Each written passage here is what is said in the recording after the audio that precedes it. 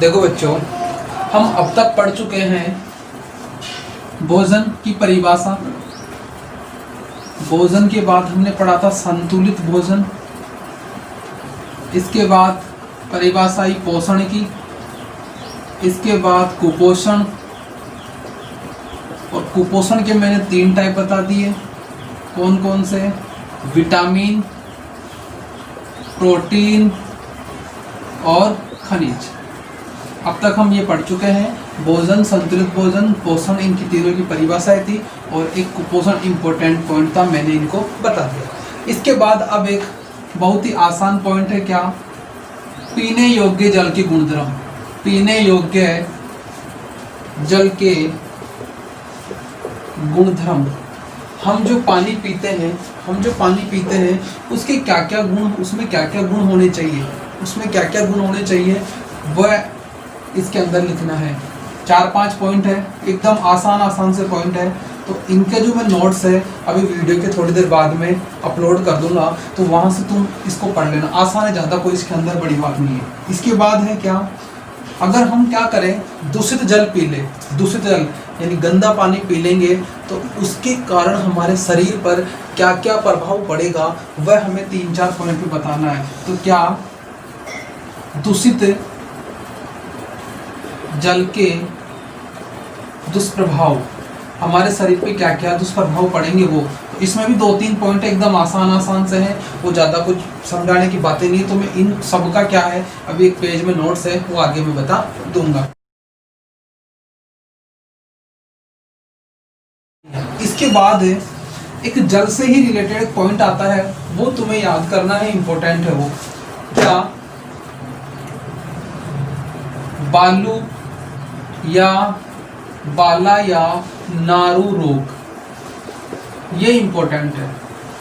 बालू, बाला, नारू रोग के बारे में पूछा जाता है, यह रोग क्या है?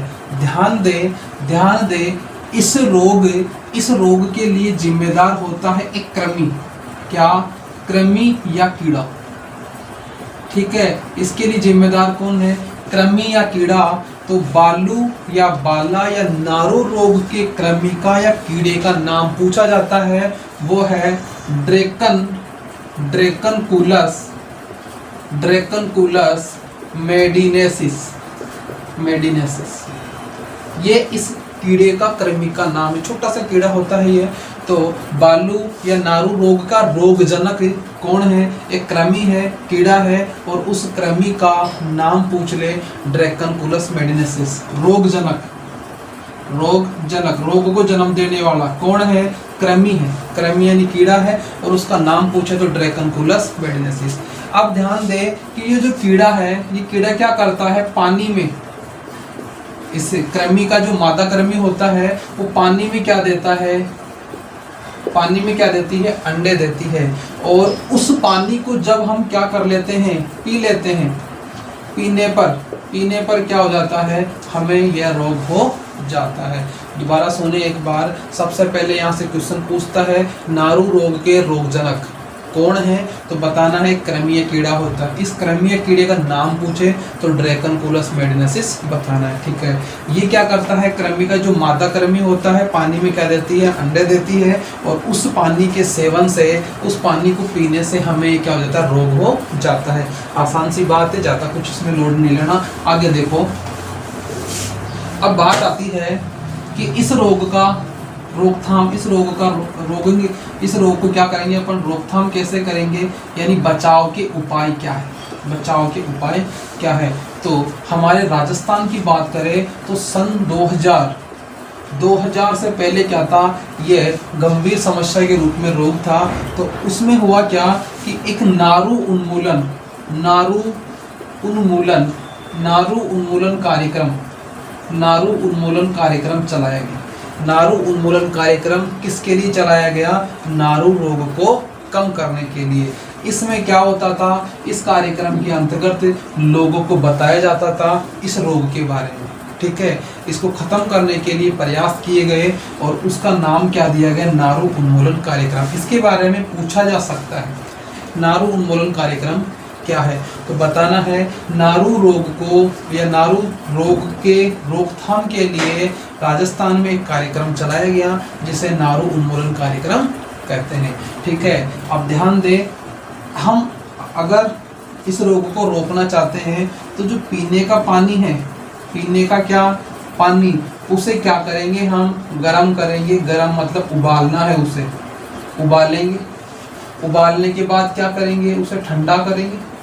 ठंडा करने के बाद उसे क्या करेंगे, छानेंगे। छान कर फिर क्या करेंगे, उसका सेवन करेंगे। एकदम आसान सी बात है। पानी में ही अंडा आएगा और अंडा का जब हम सेवन पानी के साथ कर लेंगे तो कीड़े हमारे पेट में पैदा हो जाएंगे। तो इससे हमें क्या हो जाएगा, बालू बालय रोग हो जाएगा। तो रोकथाम कैसे करना है, नारू उन्मूलन कार्यक्रम के बारे में बताना है 1-2 लाइन। उसके बाद में पीने के पानी को उबालना है, उबाल कर ठंडा करना है और फिर क्या करना है, छान कर उसका सेवन करना है। क्वेश्चन ये पूछा जाता है, बालू या बारूना या नारू रोग क्या है, इसके रोकथाम के उपाय लिखिए। तो क्या है, कीड़े के कारण होने वाला रोग है, रोकथाम इस प्रकार से हम बताते हैं। तो ये आसान सा था। इसके बाद हम आगे पढ़ते हैं क्या, मोटापा। इसके बाद जो अगला पॉइंट है वो क्या आता है, मोटापा।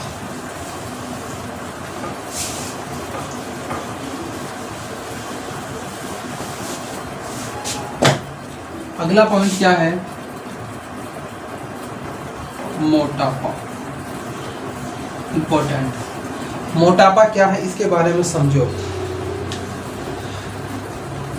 सबसे पहले जो वसा वाला भोजन है, वसा वाले खाद्य पदार्थ सब जानते होंगे, जिनमें वसा का मतलब है तेल, तेलीय भोजन जिनमें तेल की मात्रा ज़्यादा होती है। जैसे तुम जानते हो पिज्ज़ा, बर्गर, चाउमीन, ठीक है, बहुत सारा जंक फूड, इन सभी खाद्य पदार्थों को हम क्या बोलते हैं, जंक फूड बोलते हैं। ठीक है, तो जब हम क्या करते हैं, अधिक चर्बी वाला, अधिक तेलीय या अधिक वसा वाला भोजन खा लेते हैं तो ये चर्बी क्या करती है, हमारी त्वचा के नीचे जमा हो जाती है, जिससे हमारा शरीर क्या करता है, फैलने लगता है, मोटा होने लगता है, जिससे स्वास्थ्य पर हानिकारक प्रभाव पड़ने लगते हैं और वह स्थिति क्या कहलाती है, मोटापा की कहलाती है। परिभाषा क्या लिखनी है, अधिक वसा वाले भोजन के सेवन से वसा का जमाव होने लगता है और स्वास्थ्य पर हानिकारक प्रभाव पड़ने लगते हैं। इस स्थिति को अपन क्या बोलते हैं, मोटापा कहते हैं। लिख देता हूं मैं, क्योंकि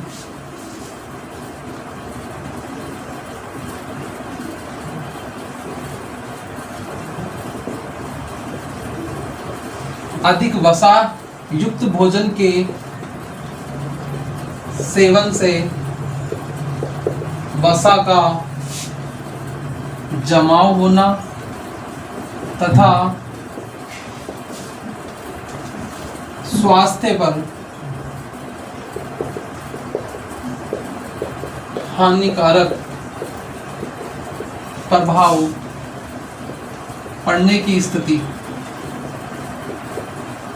मोटापा कहलाता है।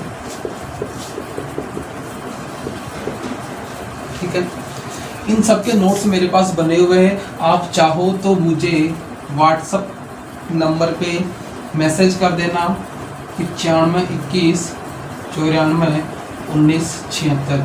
ये व्हाट्सएप नंबर है, यहाँ पर आप मुझे मैसेज कर देना क्लास का नाम लिख के। मैं क्या करूँगा, इस पार्ट के जो भी नोट्स मेरे पास है उनकी पीडीएफ सेंड कर दूंगा, तो नोट्सों की टेंशन ना ले, आप केवल समझने पर क्या करें, ध्यान लगाएं। समझ में आ रहा है तो वीडियो को शेयर भी कर दिया करो साथ के साथ ही, ताकि और बच्चों के पास भी ये पहुंच जाए।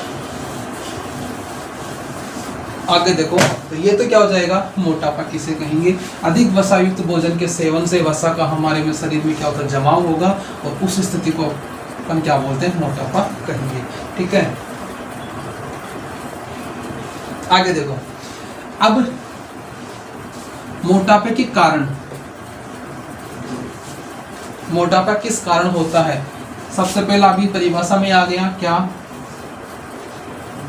अधिक वसा युक्त भोजन के सेवन से। अधिक वसा युक्त भोजन के सेवन से भी क्या हो जाएगा, मोटापा हो जाता है। दूसरा, व्यायाम न करने से, खाए जाओ खाए जाओ खाए जाओ लेकिन एक्सरसाइज नहीं कर रहे हम, तो भी क्या हो जाएगा, मोटापा बढ़ जाता है। तीसरी बात, स्थिर जीवन यापन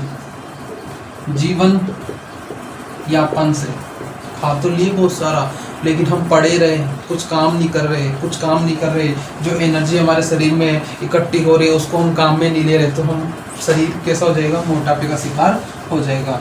और भी तुम लिख सकते हो क्या, अधिक वसायुक्त भोजन हो गया, व्यायाम न करने से, स्थिर जीवन यापन करने से, और भी हो सकता है, इतने ही काफी। अच्छा, तो अब उपाय या रोकथाम क्या करोगे तुम? उपाय या रोकथाम के लिए क्या करोगे? उपाय या रोकथाम के लिए क्या करोगे? अधिक वसायुक्त भोजन का सेवन नहीं करेंगे, व्यायाम करेंगे और स्थिर जीवन यापन नहीं जिएंगे। यानी इनका उल्टा लिखना है। यहाँ पे तो हम कर रहे थे ना, उनको नहीं करना इधर, तो लिख लोगे तो आसान से पॉइंट है, ज़्यादा कुछ लोड वाली बात नहीं है। आगे देखो, रोग, मोटापे के कारण क्या क्या रोग हो जाते हैं, तो ध्यान दे, एक दो रोग है याद रख लेना। मधुमेह, डायबिटीज, शुगर, ठीक है। दूसरा, निद्राकालीन श्वास समस्या, निद्राकालीन श्वास की समस्या, यानी सोते समय क्या हो जाएंगे, खर्राटे आते हैं, यानी श्वास लेने में तकलीफ होना, ये भी क्या है, इससे होने वाले रोग है। तो ये तो मोटापे का सामान्य सा क्या था, एक क्वेश्चन पूछे 3 नंबर का, तो उसके बारे में बता दिया। मोटापा क्या है, इसके कारण तथा रोकथाम के उपाय लिखिए। तो ये मोटापा इस प्रकार से तुम्हें बताना है। लेकिन अब मोटापे से रिलेटेड कुछ बातें और है, वो देखो इम्पोर्टेंट। मिटा दूँ ये तो, पॉज करके लिख लेना इसको, या फिर नोट्सों से देख लेना। कुछ नोट में देखो क्या क्या है। एक आता है BMI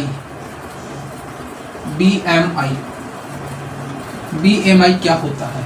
BMI की सबसे पहले पूछने के लिए जो क्वेश्चन है वो क्या है, इसका पूरा नाम। BMI का पूरा नाम, B का मतलब होता है बॉडी, M का मतलब होता है मास, और I का मतलब होता है इंडेक्स, बॉडी मास इंडेक्स। यानी बॉडी का मतलब होता है शरीर, मास का मतलब होता है भार या द्रव्यमान, इंडेक्स का मतलब होता है सूचकांक। ठीक है, तो शरीर भार सूचकांक या बॉडी मास इंडेक्स क्या होता है, हमारा BMI का पूरा नाम होता है। दूसरी बात, ये BMI किसे कहेंगे उसके बारे में देखना। तो शरीर का कुल भार तथा लंबाई के अनुपात को क्या कहते हैं, BMI कहते हैं। तो क्या कहते हैं, BMI कहते हैं। ये इसकी क्या हो गई, परिभाषा हो गई। अगर पूछे BMI किसे कहते हैं तो हमें ये बताना। BMI का पूरा नाम बॉडी मास इंडेक्स यानी शरीर भार सूचकांक होता है। परिभाषा क्या देंगे, शरीर का कुल भार तथा लंबाई के अनुपात को अपन क्या बोलेंगे, BMI कहते हैं। अब इसके बाद एक आता है सूत्र, कि इसका सूत्र क्या है, तो लिख रहा हूँ मैं, परिभाषा से निकल के आएगा, शरीर का कुल भार तथा जो लंबाई है हमारी, इस लंबाई का स्क्वायर, ये हमारा क्या होता है, बॉडी मास इंडेक्स। ठीक है, यदि हमें क्या करना है, BMI निकालना है, तो क्या करना होगा, शरीर का जो कुल भार है उसमें हमें भाग लगाना है उसकी लंबाई के स्क्वायर का। ठीक है, लंबाई के स्क्वायर का हम क्या लगाएंगे, भाग लगा देंगे। तो यहाँ पर जो कुल भार है उसको हमेशा अपन किलोग्राम में रखेंगे। जैसे 50 किलो का व्यक्ति हुआ, 60 किलो का व्यक्ति हुआ, और उसमें अपन जो लंबाई होगी वो सेंटीमीटर में नहीं रखनी, ठीक है, मीटर में रखनी है। तो यहाँ पे हम क्या बोलेंगे, मीटर का स्क्वायर। मीटर में रखेंगे तो मीटर का स्क्वायर हो जाएगा। यानी ये क्या हो गया, BMI का मात्रक हो गया। BMI का मात्रक पूछे तो kg बटा मीटर स्क्वायर बताना है। जब अपन ये वाला मान और ये वाला मान रख के आंसर निकालते हैं तो हमें किसका मान प्राप्त होता है, BMI का मान प्राप्त होता है। BMI का मान जब हमें 25 से क्या हो, कम प्राप्त हो, क्या, जब BMI का मान 25 से क्या हो, कम, 25 से कम, जब हम इस प्रकार से कैलकुलेशन करेंगे तो मान तो आएगा ना, और उस मान का मान कितना है, 25 से कम आ रहा है, तो वह जो व्यक्ति होता है सामान्य अवस्था में होता है, सामान्य होता है, उसे मोटा नहीं बोलेंगे अपन। और यदि 25 से ज़्यादा आ रहा है, बीएमआई का मान क्या आ रहा है, 25 से ज़्यादा आ रहा है, तो वह क्या कहलाता है, मोटा व्यक्ति कहलाता है। ठीक है। और यदि 30 से पार हो जाए तो वह ज़्यादा ही मोटा कहलाता है। ठीक, तो ये आसान से इंपॉर्टेंट पॉइंट दोबारा देखिए एक बार। बीएमआई का पूरा नाम बॉडी मास इंडेक्स शरीर भार सूचकांक कहलाएगा। परिभाषा क्या है, शरीर के कुल भार में अपन लंबाई का क्या लगा दे, भाग, यानी अनुपात को क्या बोलेंगे अपन, बीएमआई कहेंगे। ठीक है। अच्छा, सूत्र की बात करें तो शरीर का जो कुल भार है उसमें लंबाई के स्क्वायर यानी लंबाई का भाग लगा देंगे तो वो सूत्र बन जाएगा। यूनिट बता दी केजी मीटर स्क्वायर है। बीएमआई 25 से कम तो सामान्य, 25 से ज़्यादा तो मोटा। ठीक है, ये इंपॉर्टेंट पॉइंट है तो लिख लेना। इसके बाद एक क्वेश्चन है वो देखो, क्वेश्चन क्या है यहाँ पे, मोटापे से पूर्व तथा मोटापे के बाद की स्थिति को समझाइए कि मोटापे से पहले की स्थिति क्या होगी और मोटापे के बाद की स्थिति को क्या होगी। तो ध्यान दें, इसका आंसर ये रहा इधर। आसान से शब्दों में क्या है, जब बीएमआई का मान 25 केजी पर मीटर स्क्वायर से क्या हो, कम हो, तो व्यक्ति सामान्य होता है। इस यह स्थिति मोटापे से पूर्व की।